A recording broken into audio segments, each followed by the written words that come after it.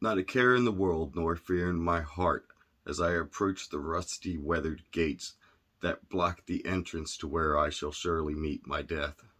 Yet still from within a voice persuades me to push the gates aside and continue on my journey. I inhale deeply of the cool, crisp air as I push open the gates. I take a final look behind me before I cross the threshold of the gates into the moonlit woods. As I continue my journey down the sparsely lit path, a fierce breeze blew through the trees, chilling me to the bone. The massive trees surrounding me gnarled and twisted, their bark a light gray with spots of black that looked as if they were charred in a fire. The full bloom of their branches began to block the light of the moon.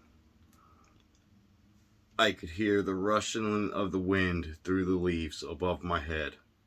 As I walked, I began to feel as if I was being watched. I stopped and looked around, but no one was in sight. Then, from the bushes came a sound of a creature moving about. I began again to travel down the path, and as the noise began to louder and closer, I began to run. My lungs began to burn and my muscles ached, but I ran. And in the darkness I failed to see a root protruding from the ground. I tripped, falling hard to the ground on my face, falling hard to the ground, my face covered with mud and leaves.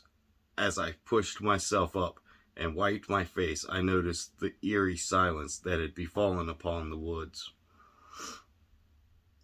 After a brief rest, I continued down the path, when suddenly I heard a young girl laughing. I turned in that direction and called out, "Hello, I'm not going to harm you." Her laughter echoed through the woods before she spoke. "You have to find me. It's how the game is played." Again the rustling sound started, but this time it was joined by the young girl's laughter. I followed the noises to a clearing in the woods. In the center sat the young girl in a white dress with rose blooms on it. Her hair looked almost silver in the glow of the moon. "Why didn't you find me?"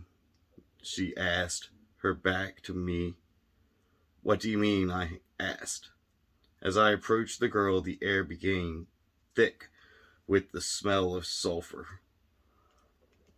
"I thought you would find me," she said. "I did find you," I yelled, as the foul stench of burning flesh invaded my nose. I reached out towards her. "Why didn't you find me, Daddy?" she screamed as she turned towards me. Her face horribly burned. Charred flesh fell from her cheeks. I fell back as the fog in my mind lifted. I stared into my daughter's milk-white eyes and began to cry. "I'm sorry, baby, I'm sorry." A doctor closes the little metal door. I mean the little metal window as the cell on the cell door. "So what's with him?" he asked the other doctor. "His house caught fire one night. In all the pandemonium, he couldn't find his 6-year-old daughter. She was burned alive. He drove himself mad with guilt. Most days he just sits there muttering, 'You didn't find me.'